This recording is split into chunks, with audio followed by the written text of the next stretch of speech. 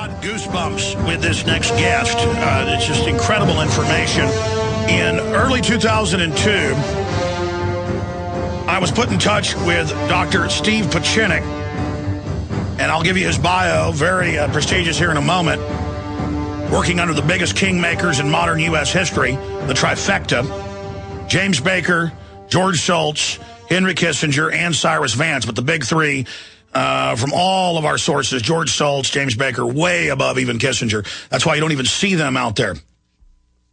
And these are the guys that go right to the elite of the world and are their imperial legates, the people that speak for them, that make the deals with China, with Russia.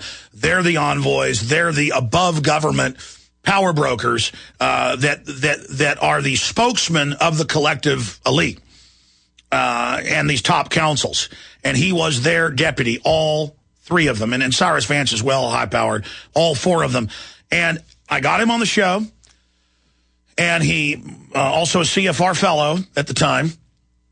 I got him on the show, and he just basically said this whole war on terror is a hoax. And he said the intel is they've got bin Laden dead on ice, and they're going to roll him out sometime in the future. And I said, ice? He goes, literally. Now, then, about a year later, at an event, I had a well-known Republican, part of the Bush administration, well-known enough that I knew who they were, call me aside at an event and say, listen, this is off record, because I was already known then as being somebody who can keep secrets if it's off record as a journalist. The more secrets you keep, the more secrets you get. That's why we get so many pour in. The MIAC, Homeland Security reports, you name it, we're a regular WikiLeaks here. It's just that our info's real, not sprinkled like theirs. Now, Dr. Pieczenik came on, and then Hades broke loose after he came on. He said he was on ice and all this happened. And I looked up Pieczenik. I mean, he was there with the Mujahideen, knew these people. Talk about somebody who's living history. I mean, he's seen so much of it. But then after I talked to one White House official, and then another person well known to me got it from another White House source. I'm just going to leave it at that. So two sources that I actually talked to, one on air, one privately, and then the other through someone I know for decades who was told the same information. And they said, this isn't a rumor, right? And they said, no, he's dead. The intel was, it was a cover story, the kidney stuff. He reportedly was sick from that they went ahead and got rid of him because he was putting those letters out saying, I didn't do it. And they wanted to take his identity and have him say he did. But Dr. Pieczenik can correct me if I'm wrong. And that they did send in special forces. So in a way, it's true. And they killed him and have had him literally frozen. Now they throw him in the ocean. You know, all this stuff comes out. It's just ridiculous. They put out photo 2 days ago that was fake. Now they're saying another one's coming. So all of this is happening. But a year after I talked to him, these other sources told me the same thing. And then about 6 months later, Madeleine Albright went on Fox News. We have links to all those articles and videos.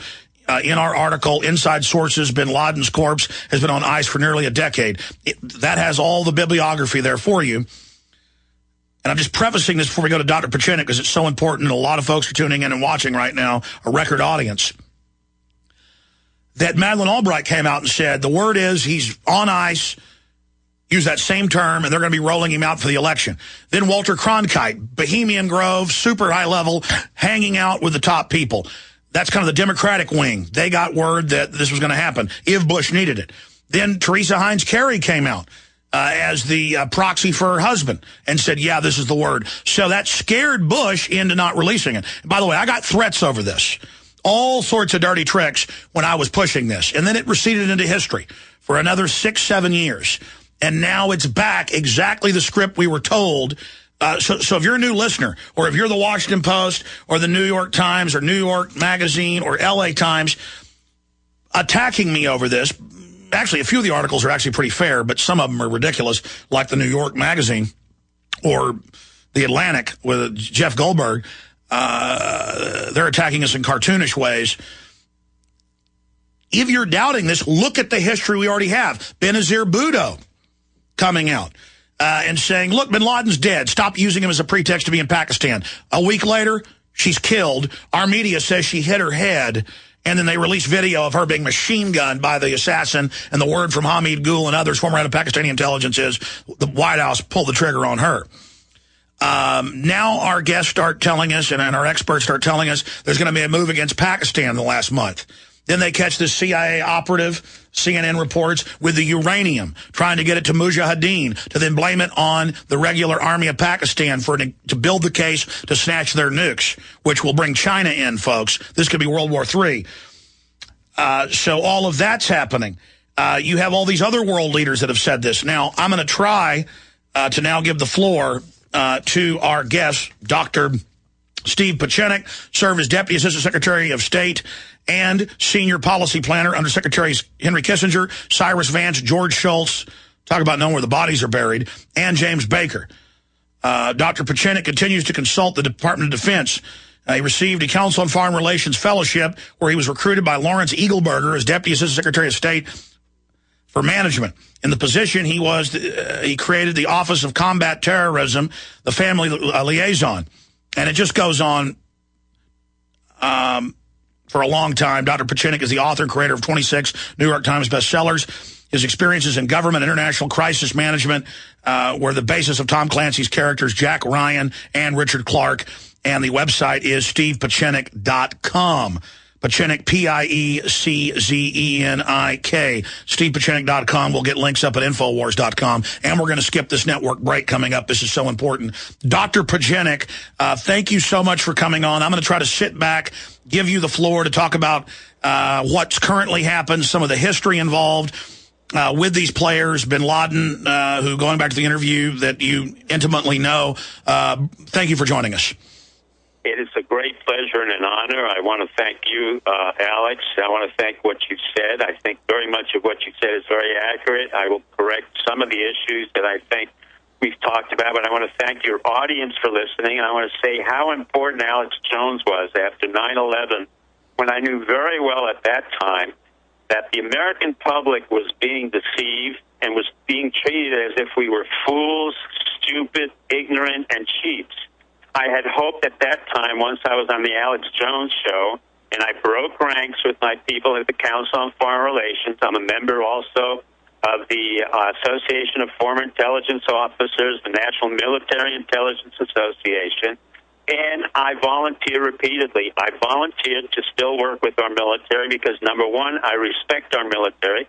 Number two, we have sent men and women to wars which have not been clearly defined by civilians who have never been in war, including Clinton, including Bush Jr., in particular, who precipitated the wars into Iraq and Afghanistan, and now Obama. And I had hoped by that time in the past that we would have stopped fooling the American public and stopped creating an incursion into our own country, killing our own people. 9/11 has still not been fully explained, and it is not a conspiracy theory. It has nothing to do with all kinds of secrecy and cabal and any other issue. It has to do with a famous technique in warfare that we call stand down, false flag, deception, and denial. It was done during Pearl Harbor. Alex explained to you yesterday it was done by Hitler. It was done by LBJ during the war in Vietnam, where we had the Gulf of Tonkin, and he claimed that we had a false flag operation and we had to shoot the Vietnamese because they shot it. That was wrong. Many men died for that. Many men went to war. And at the same time, we had a stand down and a false flag, which was told to me repeatedly by the people I worked with, including a very famous general that I will not repeat his name, to protect him until I go to a grand jury. Now, what I'm saying today is very important. I was a deputy assistant secretary under Nixon, Ford, and came under special and Carter. I resigned under Carter because I disagreed with the way he handled the hostage situation. I came back under Reagan to take down the Soviet Union, and I came back under Bush Sr. to work on Cambodia. I'm not a career foreign service.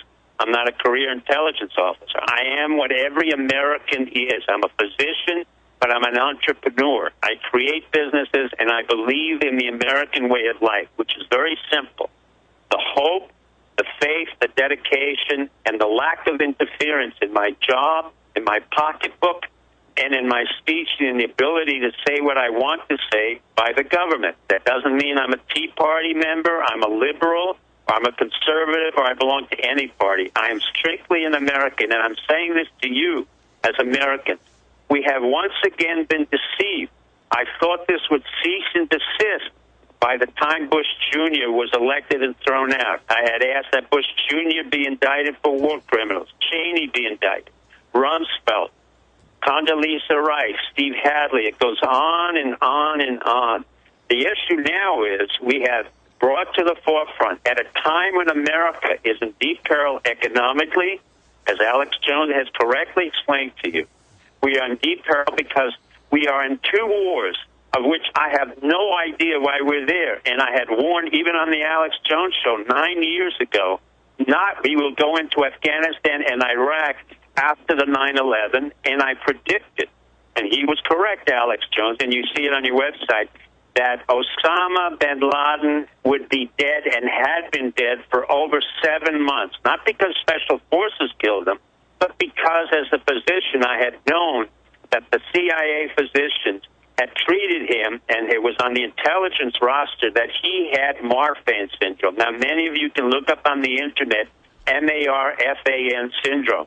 It's a disease which is a genetic abnormality which Abraham Lincoln had, and it was the disease of the cataract of the eyes, of the coronary arteries, and what happens in that disease is that you have a very short lifespan.